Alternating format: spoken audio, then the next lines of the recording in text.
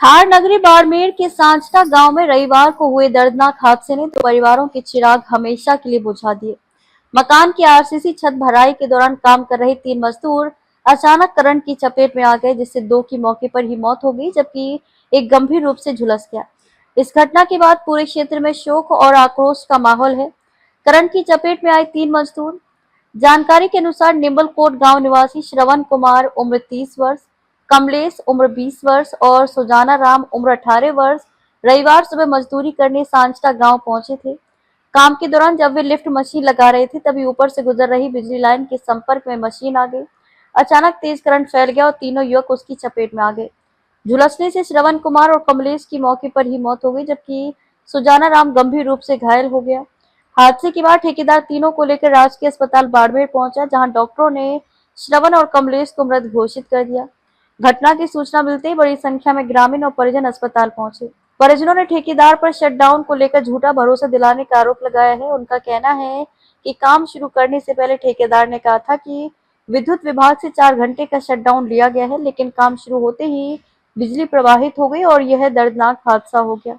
हादसे के बाद ठेकेदार अस्पताल पहुंचा, पर परिजनों के आने से पहले ही फरार हो गया। मृतक श्रवण अपने परिवार का इकलौता कमाने वाला सदस्य था। उसके पिता और 2 भाइयों की पहले ही मौत हो चुकी है।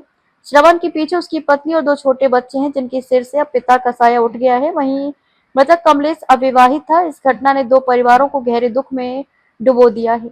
हादसे के बाद से ही मृतकों के परिजनों और ग्रामीणों में गहरा रोष है। सांचटा गांव में आरसीसी कार्य के दौरान हुई इस दुर्घटना के बाद परिजन और दलित समाज के लोग पिछले 24 घंटे से मोर्चरी के आगे धरने पर बैठे हैं। धरना दे रहे लोग 1-1 करोड़ रुपए के मुआवजे और मृतकों के परिजनों को सरकारी नौकरी देने की मांग कर रहे हैं। धरना स्थल पर सामाजिक कार्यकर्ता Udaram Meghwal, ASP Jassaram Bose, ADM Rajendra Singh Chandawat, DSP Ramesh Kumar और तहसीलदार हुक्मी चंद मौजूद हैं। प्रशासनिक अधिकारियों ने प्रदर्शनकारियों से वार्ता कर शांति बनाए रखने की अपील की है। इस दर्दनाक हादसे से पूरे इलाके में शोक और गुस्से का माहौल है। परिजनों का कहना है कि लापरवाही के कारण 2 निर्दोष मजदूरों की जान चली गई, जिसके लिए जिम्मेदार ठेकेदार और संबंधित विभाग पर सख्त कार्रवाई की जानी चाहिए। मेरा नाम सुल्तान कुमार है। मैं सांसिया तले से हूँ। आज दिन की घटना है 12 तारीख की, जो सुबह 10 साढ़े 10 बजे की घटना है। वहाँ जो अपने निम्बल गांव से हमारे 3 लड़के जो मजदूरी के लिए थानाराम ठेकेदार करके जो आरसीसी का ठेकेदार है सांचटा गांव का, वो लेकर निम्बल गांव से इनको आया था। और जब काम कर रहे थे तब ऊपर 3 फीस की लाइन थी। तो इन लड़कों ने बोला, ठेकेदार जी ऊपर 3 फीस की लाइन है और इस पर काम करेंगे तो आरसीसी का काम है। तो ठेकेदार ने बोले आज लाइट की कटौती है और आज लाइन बंद है, इसलिए आप काम चालू करो। तो इन लड़कों ने जैसे काम चालू किया तो वहाँ 2 लड़के चपेट में आगे वहीं एक्सपायर हो गए। एक का नाम है श्रवण, एक का नाम है कमलेश है पोखरा राम का लड़का, और जो श्रवण है वो रामलाल का लड़का है। निम्बल गांव से है ये, सांचटा गांव में ये घटना हुई है।